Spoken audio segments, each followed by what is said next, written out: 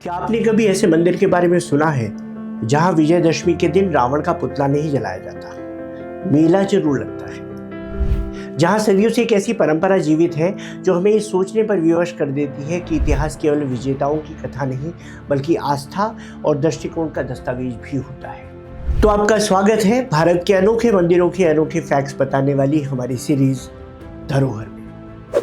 हिमाचल प्रदेश के कांगड़ा जिले में धौलाधार पर्वतमाला की गोद में स्थित बैजनाथ मंदिर इसी अनूठी सांस्कृतिक विरासत का जीवंत प्रतीक है।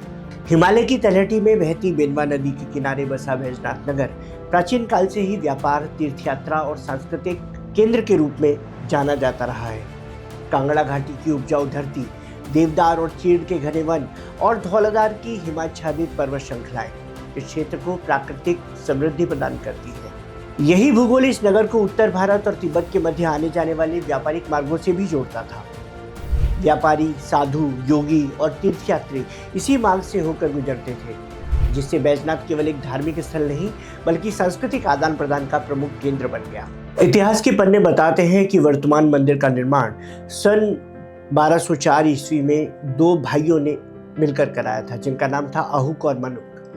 मंदिर में अंकित संस्कृत अभिलेख आज भी इसकी प्रामाणिकता का साक्षी है। भगवान शिव के वैद्यनाथ स्वरूप को समर्पित ये मंदिर उत्तर भारतीय नागर शैली की स्थापत्य कला का अनुपम उदाहरण है। स्थानीय पत्थरों से निर्मित इसका ऊंचा शिखर, संतुलित मंडप, गर्भगृह और बारीक नक्काशी भारतीय शिल्पियों की अद्वितीय कल्पना शक्ति और तकनीकी दक्षता को प्रकट करते हैं।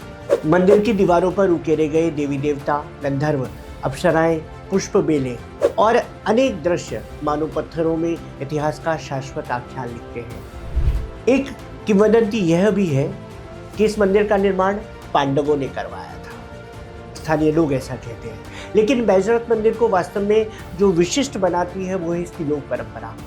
पुराणों और स्थानीय जनश्रुतियों के अनुसार लंका के राजा रावण ने इसी स्थान पर भगवान शिव को प्रसन्न करने के लिए घोर तपस्या की थी। उसकी भक्ति से प्रसन्न होकर भगवान शिव ने उसे वैद्यनाथ स्वरूप में दर्शन दिए। यही कारण है कि बैजनाथ के लोगों की दृष्टि में रावण केवल रामायण का प्रतिपक्षी नहीं बल्कि भगवान शिव का महान उपासक भी है। इसीलिए यहाँ विजयदशमी पर रावण का पुतला नहीं जलाया जाता। यह परंपरा भारतीय संस्कृति की उस उदार दृष्टि को प्रतिबिंबित करती है जहाँ किसी व्यक्ति का मूल्यांकन केवल उसके एक पक्ष से नहीं बल्कि उसके समग्र व्यक्तित्व और आध्यात्मिक साधना से भी किया जाता है। समय बदला, राजवंश बदले, शासन बदले, लेकिन बैजनाथ मंदिर आज भी इस क्षेत्र के पारंपरिक जीवन की धुरी बना हुआ है। महाशिवरात्रि पर लगने वाला विशाल मेला केवल धार्मिक आयोजन नहीं बल्कि स्थानीय हस्तशिल्प, लोक संगीत, पारंपरिक व्यंजन और हिमाचली लोक संस्कृति का विराट उत्सव होता है। हजारों श्रद्धालुओं और पर्यटकों की उपस्थिति स्थानीय अर्थव्यवस्था को नई ऊर्जा दे रही है और सदियों पुरानी सांस्कृतिक परंपराओं को नई पीढ़ी तक पहुंचा रही है। बैजनाथ मंदिर हमें सिखाता है कि भारत के प्राचीन मंदिर केवल पूजा के स्थान नहीं थे, वे इतिहास के साक्षी, भूगोल की पहचान, समाज की आत्मा और संस्कृति की धड़कन है।